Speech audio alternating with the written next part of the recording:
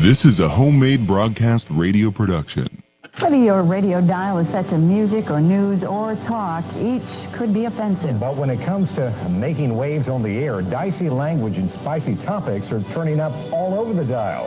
If you're not a regular to this type of radio, here's a word of caution. You may find it explicit.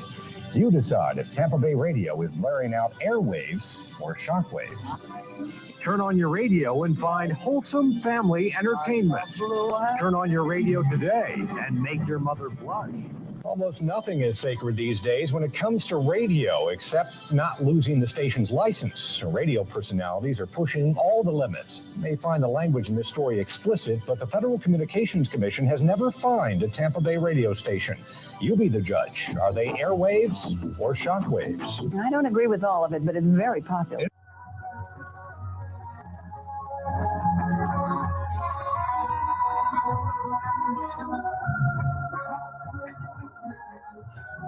Personnel, this is CBTS. Base vehicle pre-count operations will start on my mark at 5, 4, 3, 2, 1.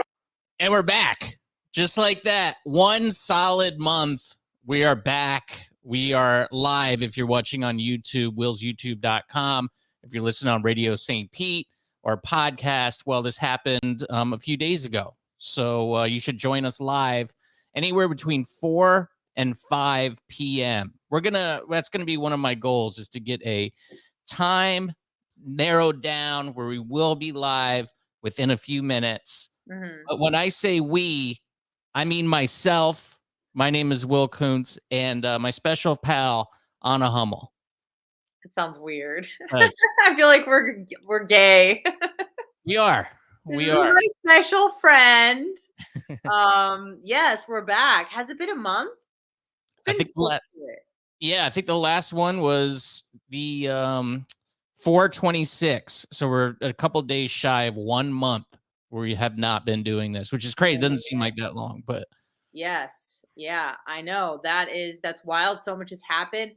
So much is changing, Will. And even though I try to embrace change because that's the only constant in life is change, I still want to reject it.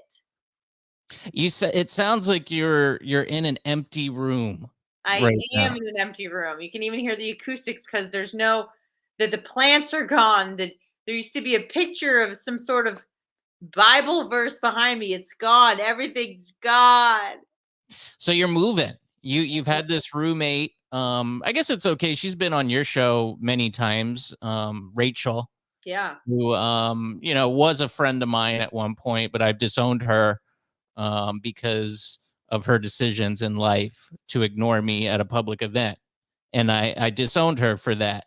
And, life happens. But I've always held her in high regard. She's been a ray of sunshine in your life and my life.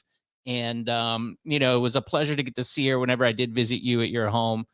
But that's all coming to an end. You're moving on in your life. There's parting ways, and now on to something new. Yeah, it's not just the roommate, but yes, that's obviously a huge part of it. Rachel and I have been roommates for 5 years, which is half a decade, which is a good chunk of life and time. But beyond that, the neighborhood that I reside in now, I've been in for 7 years. Minus like a 4-month stint where I was robbed twice, but that's neither here nor there. But for the majority of my time in Florida, since 2016, I've been in these apartments. And it's all I know. It's home. It's my home base. The whole reason why I chose this place was because it was affordable and it was around the corner from where I used to work with you. That was the only reference point I had and why I selected these apartments. They looked nice. They were reasonably priced, and it was a 4-minute drive to work. And that's been my life for the last 7 years, and that's all about to change. And it's weird, and I don't like it. It's bittersweet, I'm sure. Much like Todd says, Yes. Yeah. It's true. It's true. It is exciting to move on, but it's also you reminisce about you're like the Fresh Prince of Bel-Air. On the last episode where the mansion that he resides in with his Uncle Phil and Aunt Viv it's and empty. cousins, he kind of just stands there in the empty living room, and there's a solemnness to that moment where you kind of, you spent so much, laid down some sort of roots in this building for many years, and now it's gone, but you'll have those memories always. But it is weird. I've always done that whenever I've moved apartments, like just like, okay, I'm walking out of here and I'm never gonna come back. It is strange. Yeah, and I always there's always a sense of sentimentalness whenever I move. But the last couple places I lived, it was like 2 years, a year and a half. So even still, like a year and a half, 2 years, every day you return to that place, you get connected to it. But 7 years, this is all I've ever known in Florida, and I think that I keep returning to who I was when I arrived. 28. I was in my 20s. I was 28 years old.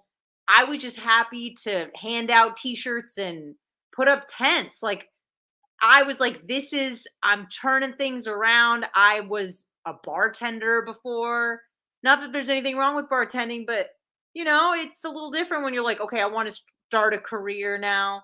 And just how excited I was for life, how much I've become very jaded over the last 7 years, because I was just like so excited to hand out shirts and be here. But also I think just the excitement of being in a new place as well. Detroit is a piece of shiz. So to be in Florida was so exciting. And now it's home, which is great. And I love it here. But it's, kind of the honeymoon phase of Florida has faded. This is home. This is where I'm staying. I have some serious roots here. And I'm moving to the burbs, like the real burbs. And I have like a house, not renting, but like a 3-bedroom with a 2-car garage and a backyard. And this is the settling down life that I always, what's the word? Not like loathed, but like cursed. I'm like, oh, I'm never gonna, move to the burbs, the real burbs, and settle down. That's just boring life. And now I want that boring life. And I'm in that boring life. And yeah, I feel like I'm leaving my youth, I think. Is that weird? Well, yeah. I mean that happens pretty quick. It happens for some people sooner than later, but happens to all of us. And like I was thinking, I went out for the first time to downtown, and I didn't even recognize it a few weeks ago. I know. It was wild. And now I still spend the same amount of money on booze. I just buy like nice bourbons now for myself, and I drink it at home with myself or maybe a few friends. But yeah, I don't want to do those things anymore. I don't need to be close to. I was bummed when I moved to my current place because I couldn't walk downtown, but now I'm like, I don't want to go down. Go downtown, right? Embrace it. You got to embrace it. You can't. And I am. Obviously, I'm making the decision to move. But this was kind of like the bachelorette pad. You know what I mean? Right. And it's just kind of a kiss goodbye, a send off to that life. And now it's like time to settle down. And not to say I can never go out again, but I don't know. There's like like you said, it's kind of melancholy in a weird way, but also really exciting because this is what I want, right? I never go out, much like you, but in my mind, I'm like, no, I need to be close to the action. And it's like, why? You never go out. You don't even want to go out.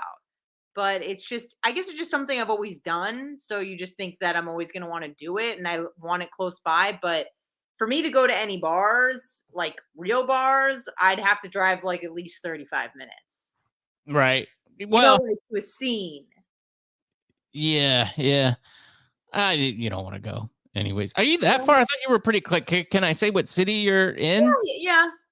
You're in Dunedin now, right? Yeah. So I mean, like, there's downtown Dunedin, right. But like that's like if I wanted to go to Tampa or St. Pete, I guess. Wait a minute. Dunedin is if I had to choose two places to live in Pinellas County, it would be Dunedin and St. Pete. Dunedin's beautiful. I love Dunedin. Oh, it's beautiful. Yeah, no, it's stunning. You have downtown Dunedin, which is a great locale for nightlife or just walking around during the day. That it's much like downtown St. Pete. Well, I think what I'm trying to say is no one is going to come to me. I'm going to have to go to them. I don't think that's true. I'm excited to come visit you in Dunedin. Well, I mean, like when people are considering alcohol and driving places, they usually want to stick to around where they are because they don't want to pay for the Uber, which I understand. But if I decide to like go out with friends, it's going to be hard to rally a bunch of people to drive 40 minutes to come drink or to go out. I think you're going to be surprised. Okay, I hope I am.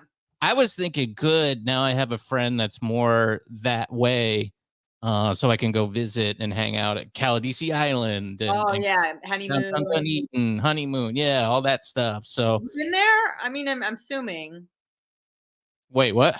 Have you been there? Like you've been to those places, right? Or I don't know if I've ever been to. I've been to downtown Dunedin many times, but I don't know if I've been to the islands or not.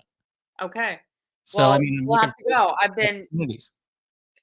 been, but just once. So I'm excited to fully embrace it, check it out, and live the suburban, quiet life, which is what I'm doing now, but just like paying rent here. So yeah. It's gonna be great. It's a little scary, but you're gonna take some time. You're gonna be nostalgic for a little while, and then in a few weeks, you're gonna be like, I like my new place, and then it's gonna feel like home. And do you plan on keeping in contact with your former roommate? Oh, absolutely, Okay. absolutely, yeah. She is one hell of a good time. I'll tell you that much. She knows how to have a good time. She's a great person. Of course, like living together for 5 years, you're going to have little discrepancies here and there. But for the most part, as far as roommates go, who were originally strangers from the internet, this was a knockout 10 out of 10. Great rack, too. I will say. That too. Yes. Thumbs up on that. Yeah. Also, after living with 3 Chinese refugees, it was a breath of fresh air to live with someone who spoke English. That was a big plus. One of the stories that you told that was infamous on the radio program we used to do together, Stay Woke, which Mike from St. Pete just referenced, was the story of Pudding, with the little hamster that your Chinese, ethnically Chinese, not Chinese American, but somehow you got locked into some sort of weird. I was a human trafficker. Just say it. Yeah. Like you would have like literally people from China stay with you, and they would just, once their visa expired, a new one would come in. I don't know what was really going on with that. I'm very curious, and we'll never know how that happened. But you had these stream of people come in, and then this one girl got a pet hamster, and then she just went back to China and left you the hamster, and you just let it outside, right? Is that right? I don't think that's what happened. She didn't tell me that she got a hamster. So that was a little bit of alarming, because I remember I walked in and I remember hearing something in the corner, and it was like, hello, is someone home? And then all of a sudden I turn on the light and there's like a huge cage, this hamster that's going crazy on this wheel. No one, what if I was allergic? Like what? No warning whatsoever. And then on top of that, she decides to name the hamster a word she could herself not pronounce, which was hilarious. She's like, I'm like, what? She's like, pointing to like some tapioca. I'm like, pudding? I can't even do it. Pudding. I'm like, oh yeah, okay. All right, sure. Why not? Which is an adorable name, by the way. Great choice from your ex-roommate. So whatever happened to that hamster? I don't know. She told me it was when she was leaving that she said she was going to get rid of it, and I just decided to stop asking questions. I didn't know if she was going to flush it down the toilet. Yeah. She probably just let it outside, and it probably got eaten by a snake in about 4 seconds. Yeah. Or picked up by a bird. So that's probably what happened, but it kind of escaped my memory because I was so enraged with anger because of her family came to visit for 6 weeks, and she told me as she was on her way to the airport to pick them up. Brutal. So that was a thing. I I was thinking this about this story because I know there's that cat there, and I was just picturing where Rachel just leaves that cat and you're responsible for it. Yeah, I think she's grown quite attached to both of these guys. And it's crazy because I've now known them since they were kittens, Little like kittens. 6 weeks old, for 3 years. She got them on her birthday in 2020. They were pandemic kitties. And don't feel attached to them at all. Won't be sad to say goodbye. So it seems a little bit odd that I could live with something for a living, breathing, sentient thing for 3 years, two of them, and still feel like not sold on the deal. So Oh, that's so odd. I was gonna say because I know you're not particularly fond of them, but I thought maybe you'd be like, "Oh man, I'm gonna miss this little stinker." But no, you say. well, one of them is annoying and the other one is completely aloof. So the Mhm. aloof one is hard to connect with because she just never wants to be touched. She's always like in the closet in the dark. She's like the Daria of kitties, just kind of goth. And Mhm. then the other one is very needy, which is endearing at times, but he always picks the wrong times, like when I'm trying to podcast, and I'm like, "Shut up!" But sometimes it's sweet. Sometimes it's sweet. Yeah, that's one of the things I've always missed about like whenever I've broken up with girls or something. Whenever we've made the split, is their animals. It's like I always got attached to their animals, and Yeah, I still yeah, think about like you'll just have one pop into your head sometimes and be like, wow, that thing's probably dead now. It's been long enough, or it's probably not on the planet anymore, and that's sad. But yeah. I more reminisce about the animals more than the girls, which Than the is girls. yeah, Yeah, yeah. I'm gonna be sad to leave this place. Like you said, Will, it was like there's been a lot of times, good and bad, but like life was really lived here. hmm Through uh moving to a new state, boys, dating, breakups, cats, pandemics, murders, uh, getting fired, thinking my life was over, getting hired a week later, dating someone I worked with, doing it under the radar for like a year. All these sorts of things have happened here, and being wasted, throwing up, all these memories. And now it's just, four empty walls. And one day, probably in the next week, I'll close the door, never to reopen it. So, a lot just going on. A lot going yeah, on. yeah. Well, just embrace that and live that time and be nostalgic and be in the moment for a little while, but be excited about the next chapter. And Yes, I am. I we am. we are truly moving into the next chapter. The big news today: Tina Turner died today. What? The big Yep. wheels keep on turning. Round, Mary, keep on rolling. Rolling, rolling, rolling on a river. It's like she's in the room. It's Greatest beautiful. legs of all time. Yeah. Yeah. I have fond memories of her dancing at the Grammys when I was a little kid. Now, you know how this is going to go. You know that there's going to be two more deaths. Yeah. True. Jimmy Carter, because they're doing weird stuff with Jimmy Carter. They're like eulogizing him and he's not dead yet. Yeah. Which Yeah. is Well, that was definitely odd. up and ready. All they got to do is press post, and they're not going to be surprised when that one happens. Yeah. Yeah. So I think he's gonna die, and then do you expect a third? Maybe Well, an unexpected OD to round out the three. I saw another death. The guitarist for Earth, Wind, and Fire died today too. So if we're sticking to the musical genre, I would say that's two, and that means that there's a third, happening very soon. That should be. I don't know if it's going to be as big as Tina Turner, but yeah, I would say that we're going to get another musical death here pretty soon. The other big news was Ron DeSantis filed paperwork today to run for president. People are freaking out online. I mean, we knew about this a week ago, but each step it's like Elon Musk Twitter, filing paperwork, walking to the podium, taking a poop. Like everything is, yeah. Like we're like, we got it, it's coming. I'm So, seeing just like the social media meltdowns from that announcement is why it's just people like F Ron DeSantis. Everyone else have a great day. It's like, okay, whatevs. I don't know. I've had a weird few weeks with getting put in a box with my beliefs. Like nobody knows. So I'll tell you what. I went and saw Dave Smith, comedian at Side Splitters this past weekend. Did you meet him? No, I didn't meet him. I didn't really want to really. I'm kind of that. Yeah, I mean, yeah, I would have been cool, but I wouldn't have known what to say to him really. So I went and saw him. He's a comedian, and he has this podcast called Part of the Problem, which is very good. I listen to all the time. He's in the libertarian genre.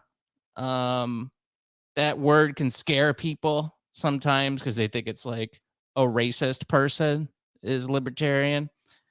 It's exhausting, I know. I saw, and one of my biggest nightmares that we've talked about it, I think before, is when I see somebody I know, and I don't know if they're gonna like remember me or if they're gonna give me like haven't seen them in a long time and haven't interacted, and I'm afraid to go say something because I don't want it to be weird, you know. And I often get accused of being certain things that I'm not. I'm just under the assumption that everybody hates me now from my past, which is probably a safe assumption. Yeah. So I saw this dude, you know, David Wayne, comedian, local comic. He's got the guy with the birthmark. Yeah. As soon as you said the name, I'm like, why does that? I'm like, oh, right. He has the rat on his chest. Yeah. He's been on the bone a few times, and you were there when that happened. I've always liked David. You know, David's been pretty cool. He used to come out to the open mics I used to run, and but I haven't seen him in a while. You know, so he was. I assumed he was. Hosting that night because he was there sitting at the bar, and I was walking in. We kind of made eye contact as I was walking in, and I'm debating, do I go say something or not? I don't really know what to do. And I go, yes, I've had a beer or two. I'm going to go say, hey. So I walked up to him. He's on the far side of the bar, and I go, hey, David, how you doing? And he kind of looks at me and just goes, oh, hey, man. Not like you don't need to be jumping for joy or anything that I'm coming up to you, but very aloof to the whole thing. And he goes, you here for the show? I'm like, yeah. Yeah. I came for the show. And he goes, oh yeah, you're one of those effing libertarian dudes, right? I'm like, I don't know if I would, describe myself that way. I go, I guess. I don't know. And he goes, oh, I'm just messing with you, man. I don't know. I stay out of all that stuff. I don't really know what's going on. I'm like, okay, well, good to see you. Take care. Good. Have a good show. Kind of just parted ways there. I want to give him the benefit of the doubt. Like, he was about to get on stage. Maybe just wasn't in the headspace to talk to anybody or something, but it was a very awkward interaction. Was not particularly enjoyable. So now I kind of want to go back to that thing where I'm just going to wait for people to come say hi to me if they want to. And just go that route. To add to the anxiety you already have. I too was in an interesting situation over the last week.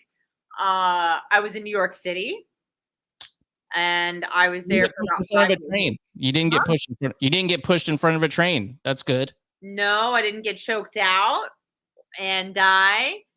Which was funny because, like, I know we shouldn't be laughing about people dying, but when I did see the choking on the subway, I was like, my first thought when the guy died, I'm like, why didn't you tap? Like, I get put in that choke all the time, and you just got to do that double tap, and then all the pain goes away. You just stop moving and you submit, and it's over, and you don't die. But anyways. Yeah, I don't think the guy Jordan Neely, he was mentally ill and homeless. I don't think he had money for MMA classes. In his defense, right. He's not used to breaking boards like me, so I guess I understand. But I went to a bar with my friends to meet her friends in the heart of Brooklyn in Williamsburg, close to the Jews, but just safely distant away because it's like a microcosm of like everything's in Yiddish. Both need to come over to Lakeland at Winter Circle. now I get to see the comments. All right, Eric, we'll make a date and we'll come to Lakeland Friday night at Winter Circle. So I met some of her friends, and I love it when I get exactly what I expected. You know, I'm like, I have a feeling I'm not going to be surprised, and then I wasn't, and it was beautiful. But you know, if you don't say anything, they just assume you're one of them. So they speak freely, and just the disdain without me even bringing anything up. Actually, all I brought up, Will, was that I live in Florida. And Oh, I was met with the same like visceral response from every single person I introduced myself to. It was one of these like, oh, where are you visiting from? You know, they know my friends from California, and they don't know I'm from California, but you know, whatever. So they go, where are you from, California? And I go, Florida. And they go, oh, okay. Like the eyes widen, and they just, you know, they think I'm trapped. Like they immediately think I'm one of them, and I'm trapped in this godforsaken red state. Ew, gross. But the disdain that they have for people who don't agree with them is wild. And how freely they talk about things that, you know, many of them don't know. And what I love to do is you don't argue, you just ask one more question. Because everyone stops at, this is what we think. But then if you just ask one more question, everything unravels. There's like a glitch in the matrix, and they're like, well, it's like in the studies, like, you know what I mean? It's one of those responses. And that's what I just kept doing, is I would ask just one more question. And it was a lot of fun. It was a lot of fun. I had a woman. Give me an example of one of the Sure. questions. Sure. So one of the girls I met, she, like, the friend group is exactly what I expected it to be. It was like 2 Asians, 4 Sikhs, a couple Hispanics, 1 black guy, a few Middle Eastern people, 2 Jews, like it was, and maybe 3 white people. So it was like a very blended Brooklyn freaking, you know, we got the right quotient of everybody, equal parts, men, women, no babies, as far as I knew. And one of the women and I are talking, and she says something along the lines of like, women want to make more money than their men. No, she said men are intimidated by women that make more money. And that's why something didn't work out. She said something about the money dynamic. And I said, actually, I think it's the case that, you know, men and women, and then I like started backtracking, and I was like, so in Florida, we believe in, you know, we still believe in the biological sexes. I'm really sorry to say, you know, I was like, felt myself like backstepping. And I just said, I think men and women typically are looking for different things, you know, so maybe as a woman, you're looking for someone who can provide, you know, security, stability, resources. And I go, unfortunately, I think men are often looking for something else, like fertility, youth, kindness, nurturing, you know, someone who gives you peace of mind. And she was just like, and so she said something about earning potential. And I said, I actually think it's the case that women, you know, are attracted to men who make as much as them, if not more. Like that's what they're looking for. They don't want to, quote, date, you know, down, you know, typically, like hypergamy and stuff. And she just looks at me and she goes, I don't think so. And I'm like, and she goes, maybe it's just a Florida thing. And I was like, maybe. Like, not that it's a human universal, but, you know, and again, there's exceptions to everything, but by and large, it seems to be the case that, you know, you see pretty girls looking for guys who have a lot of money. Like that's not unusual. So There's a denial of reality and a propaganda that people consume in their own little individual bubble. And I'm sure they would say, you know, like they were going to say the same thing about us, that we live in a bubble and consume Sure. propaganda. So it's really hard to even argue. It's quite clear we're living in different realities, at least 2, if not many more. But it's crazy, the perceptions too. Johnny and I were talking last night about, you know, Ron DeSantis announcing that he was going to run for president. some ape of a human being called in and goes, Johnny, I agree with everything that you said about Trump. Now, your little sidekick over here, first of all, he starts out like that. So, being confrontational, not wanting to have a conversation, wanting to be insulting. So had to correct that real quick.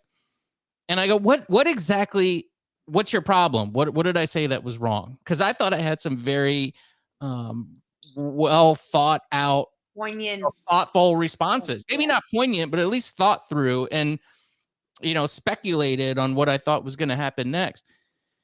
And this was just like a boomer conservative dude who was a big Trump fan and said, well, you didn't mention anything about how Biden took $10 million from the Chinese. I'm like, we're talking about Ron DeSantis running for, what are you talking about? it's the whataboutisms. What about this?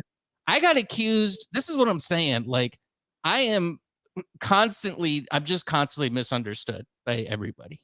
And I got accused of being a Biden shill last night. I'm just like, whew, that is something. I had never heard that before. That is really something. But his thoughts was just like, well, you're insulting Trump. I don't really remember insulting Trump either. I was just kind of speculating on things that I thought was going to happen, trying to think a few steps ahead down the line. But people just hear what they want to hear. Mm-hmm. And they're programmed by media that they consume to get triggered by certain things. This guy was as much of a snowflake as, maybe not, the degree is probably not the same, but he's just as snowflakey as a college student. He heard something that was anti his belief and blew out one thing. Like, it just goes, you're not insulting Biden enough. You must be a Biden shill. So he heard his thing, and every thoughtful response that I had just totally went out the other ear. Now we can't understand each other. So I think you should be proud of yourself. I am to a certain extent, but now I'm just like, everybody hates me and nobody understands. No. I think it's quite the contrary, because you're so nuanced and you have a brain that actually works. That unfortunately, that's an anomaly, because both people, I'm saying both people that are going to call in and give you their take, they're either the left script or the right script. And God forbid you say anything against the script, then, obviously you're not part of the left. So then, the other side claims you. But then if you're like, oh yeah, I don't really believe in God or something, that's, something I get, then it's like, oh, you're just a liberal commie. And it's, no, I just, I have a brain that works, so I don't have a script that I follow.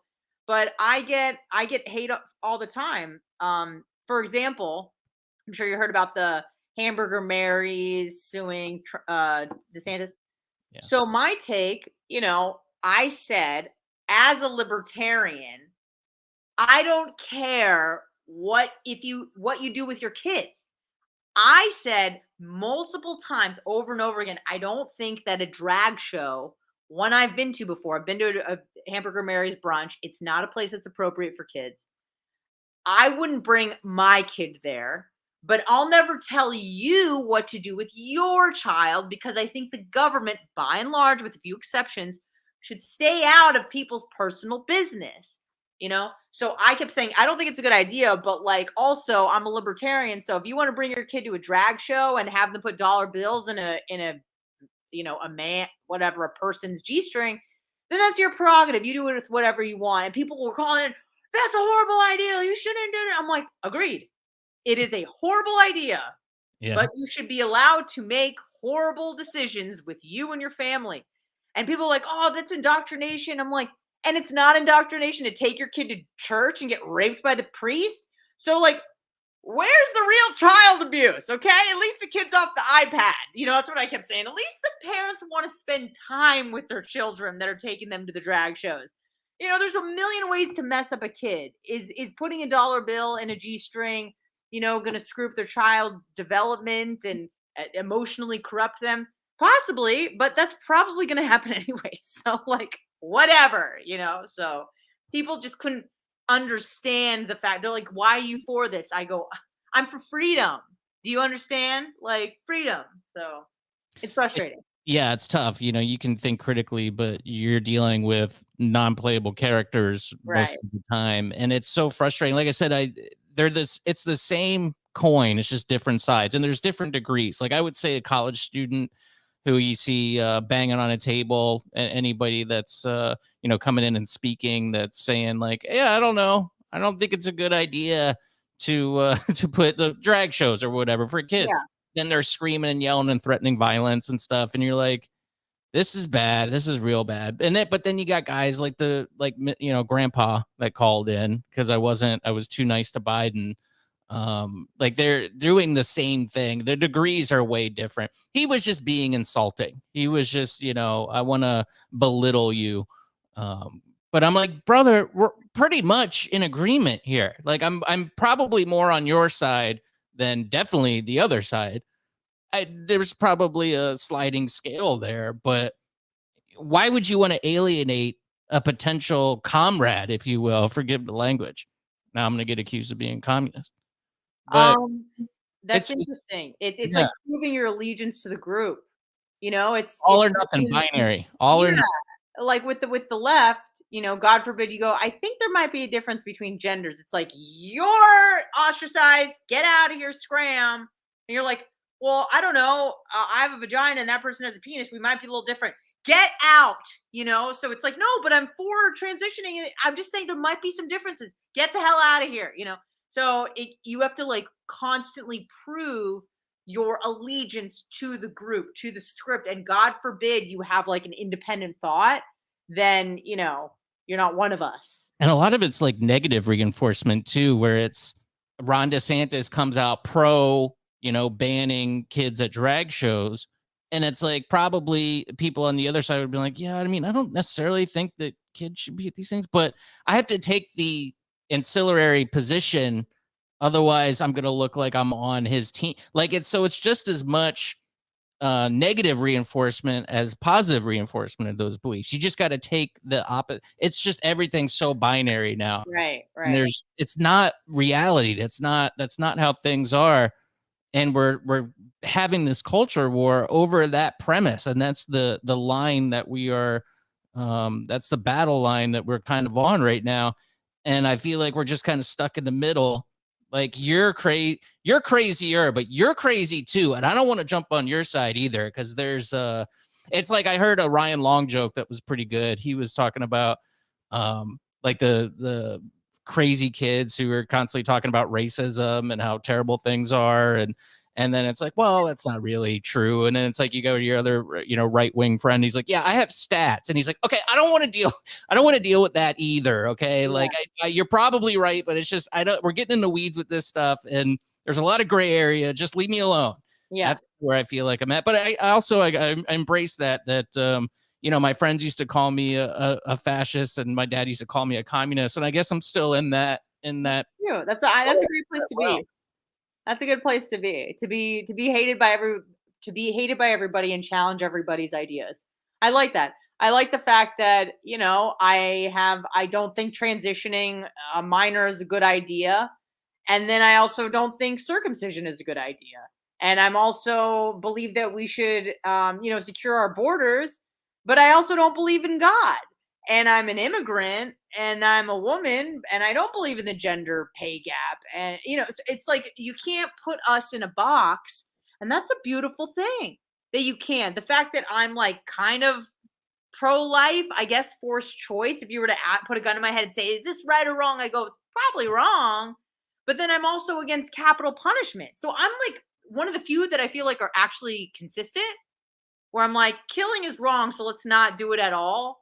Where people on the left or the right, they embrace like the opposites. Does that make sense? That never made sense to me. It's like you want to kill a fetus, but you want to preserve the life of someone who murdered 50 people. Mm-hmm. And then the flip side for the right, where you want to preserve a life, but then you want to put to death like a human. You want the state to put down a human being. Mm-hmm. I just feel like, I don't know. It's a paradox. Sometimes you'll run into loops, and I'm certainly not I try to be thoughtful and be as consistent as possible, but I know I'm a hypocrite on a lot of things. It's like, well, you want this, but not that, and go, yeah, Yeah, I do. I can't really think of an example of that off the top of my head, but I know that's probably definitely the case. Everybody's going to have their own bias, and it would just be nice if people were a little bit more thoughtful with their beliefs. But I also get that people are busy and they don't have time to really think about these things. They just kind of go off very limited, basic information, memes that they see on TikTok, headlines that they read on USA Today. I saw You that. Sorry. Yeah, I was just gonna say I saw, tweet today. I think it was a USA Today piece. Oh, I can't remember, but the article itself, someone pointed out the headline sounded really bad, and you were like, "Oh my god, this is racist." And then you look at the story, and it's like, "Oh, well, you just debunked your own headline with what you just said." Yeah. So people aren't digging into the story. You don't have time to dig into the stories. You're trying to be as informed as you can. And unfortunately, it's a meme culture now where you're just getting the highlights, and the highlights are intentionally made to manipulate you to think a certain thing. Okay, yeah. To So, rile you up because that gets people listening and that gets people excited and that gets people talking. And when they're talking about transgenders in the bathroom, they're not looking at the deals we're doing with Saudi Arabia and the war in Ukraine. You know what I mean? It's a bait and switch tactic, and it's pretty smart. And Americans and not just Americans, but people are pretty dumb. So, often people are they get aroused by the wrong things and things that are not a big deal. Like, we were talking about this on the show today. You look back to the 1960s, how many people were transgender? You're like 1 in 100 million. Like, it was so rare. And now it's like, 30% of Americans are non-binary. You're like, what? Like, that can't be right. But yeah, that's everyone is. I looked up today that there's some stat like 1900% up the search is the search like, am I gay, from like 20 years ago, because people aren't sure because everything's so gay now that you're like, oh my god, I saw a woman walking down the street, I thought she was attractive, I think I'm a lesbian. Everything is just so infused with that it's driving up the number of these things that used to be very, very, very niche.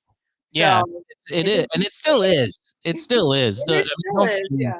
But it's just socially programmed by powers that be to for whatever reason. I don't know. I don't want to get in too much trouble, so I'll keep my mouth shut on that. But I have my theories on that. Maybe we can get into it on another show. I'm just about out of time here, but it's just frustrating to be thoughtful and without getting just thrown Yeah. into those boxes, and everybody hates you. It's not fun. It's not fun. But it is. I think you're looking at it wrong. I think you should be proud of yourself that you're making everybody, if not think, you're doing what an entertainer should be doing, right? You're making people at least love you or hate you at all times, and that's awesome. The fact that people, when you say something, it's incendiary enough or inflammatory enough to upset some people, enough to the point to provoke them to call into a show, you're doing a great job as a broadcaster. I think you should look at it like that.